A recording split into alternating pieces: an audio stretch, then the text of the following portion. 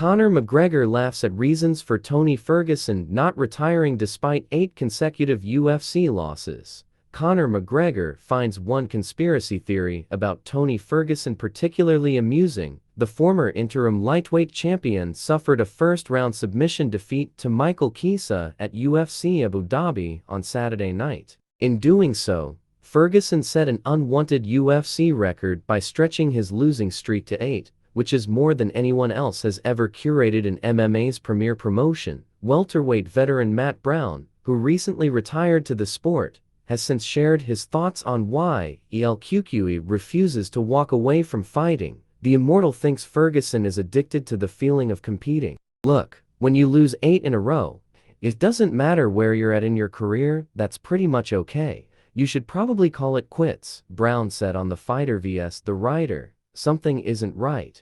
Whatever it is, if you lost your first 8 or you lost your last 8, the problem is he had so many wins. He was interim champion on like a 12-fight winning streak back in the day. So he's like a cocaine addict trying to reach that high again. When you get 8 losses, it doesn't matter. If he had lost 8 fights in a row at the beginning of his career, his first 8 fights, he would have quit most likely. He would have been like, well, this definitely isn't the sport for me. I lost 8 fights in a row. But because he's already had that high, he's thinking I can get back to that.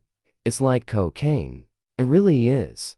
That's what walking into an octagon and beating another man's ass feels like, especially the way Tony did where he just ripped people's souls out of their bodies. That is a high you cannot get anywhere else, in any other way, but you can't chase that. You've got to accept that was the season of your life, and it's time to move on to a new season. A video of Brown's thoughts on the situation quickly began circulating on social media, and it wasn't long until McGregor stumbled across it. Notorious didn't appear to agree with its content as he shared it with his 1.6 million ex-followers, and added a crying laughing emoji to show if he felt about Brown's theory.